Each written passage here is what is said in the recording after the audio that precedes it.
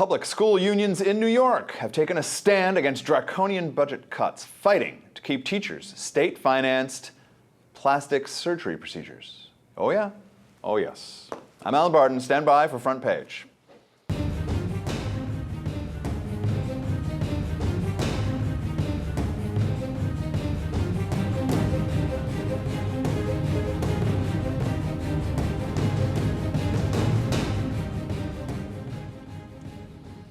Joining me in studio, Don Watkins, analyst at the Ayn Rand Center for Individual Rights, and Terry Jones, associate editor for Investors Business Daily. All right, a recent article reports that in Buffalo, New York, a long-standing perk in its public school teachers' contract allows teachers to have plastic surgery procedures with no copay.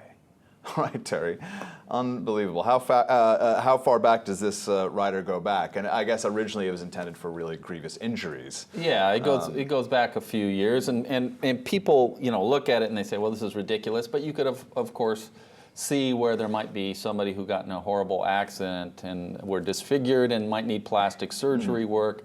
But what it has become is a perk so that people can get Botoxed and prettied up and whatever. And all I can say is they must have really hot teachers in Buffalo because they're spending a lot of money. I thought with the money they spend to make teachers so attractive through plastic surgery, it gets students to pay attention in class. Yeah. And maybe this is some weird incentive to get people to go to class if you make the teachers more and more physically attractive. But it turns out the money they're spending on this, millions a year, could hire like 100 teachers. Yeah.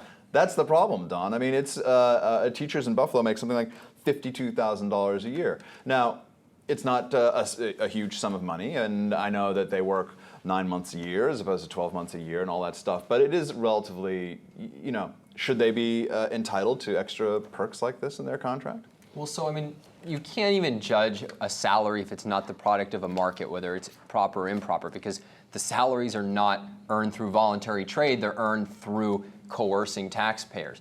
But insofar as you have a public school system, and public employees, I think all pay should just be in lump sums. I don't think there should be any fringes, benefits, retirement. If you have to give them higher pay, that's fine.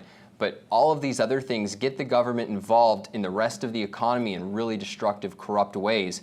I mean, the fact that the biggest investor in the United States is CalPERS, I mean, this is a very frightening phenomenon. So if you need to attract more teachers and if you're going to have a public school system, pay them in their salary more. But this kind of thing is just absurd. Yeah, Terry, apparently they haven't had a new contract since 2004. So when that kind of thing happens, how do they continue? Do they just continue on the previous terms, or are there fixed increases that they build in? Like, in case there's no contract renegotiation, here's what happens? Yeah, usually what they will do is they'll carry over the terms of the previous contract, and oftentimes that's that's attractive or appealing to the people, and it certainly would be attractive or appealing in recent years because most of them wouldn't get any raises at all if they were going by inflation numbers. But look, Don brings up a very important thing. If you gave them a lump sum payment rather than putting all these perks into it, we wouldn't have the problem we have today, which is there's a near $4 trillion deficit in public employee pensions across the country, and we're going to have to pay for those now. Those are things we thought we already paid for in the contracts, but no,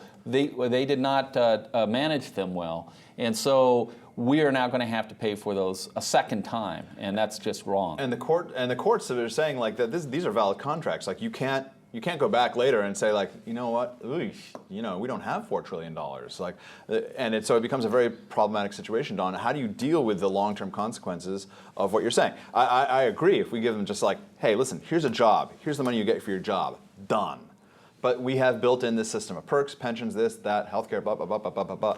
How do we then get ourselves out of the mess of a legal contract with people that we can no longer afford to pay?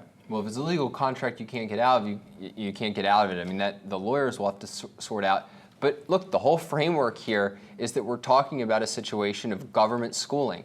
Now, why is it that we're comfortable with government running and owning the schools and therefore having teachers, the people who are giving ideas, teaching our kids ideas, government employees, and we're not comfortable with them doing that with healthcare? When I would say arguably education is even more profound a concern. So if we're talking about what the real long-term solutions are here, the real long-term solutions are get rid of the government schools, and then you can pay teachers, private teachers, whatever you want. And then you have these perverse group incentives that, the law of unintended consequences. The doctors who perform these procedures to the tune of $4 million a year, $5 million, $10 million, whatever it is, they take out ads in the teachers union newsletter saying like, hey, come on in, get your nose fixed, chin fixed, teeth fixed, they get, Botox, this, that, the other thing.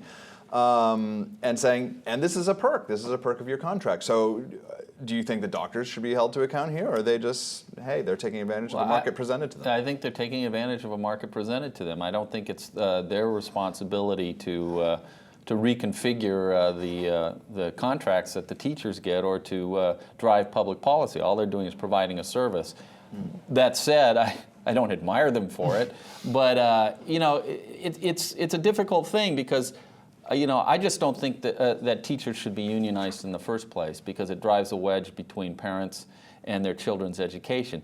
The unions have a disproportionate amount of influence on curriculum, on teachers, on whether teachers get fired or hired. Well, the evaluation procedure, I guess, in New York that Bloomberg is trying to change, is basically pass-fail. Like the teacher can be graded satisfactory or unsatisfactory, and I think it's 97% get rated satisfactory, and there's no other consequences. And we know that 97% of no group that I've ever heard of is competent and satisfactory in their performance. Usually you can lop off the bottom 10% quite easily and have no change in performance. But back to this doctors, you ask a good question. What government intervention does and why it's so destructive is it distorts a person's self-interest. Then in a free market, your self-interest is to create valuable goods and services and to provide them for other people in trade, in voluntary trade, for the goods and services they've produced. Now, what happens when the government intervenes is that the profit motive now, instead of driving you to make better products at lower prices, drives you to do things like bilk, the taxpayer indirectly by selling to teachers. So, that is what's so destructive, and that's why a fully free market where people can pursue their self-interest in a way that's really helpful and productive, I think is what the ideal that we should be striving for. All right, gentlemen, interesting conversation. For Don and Terry, I'm Alan Barton. You've been watching Front Page.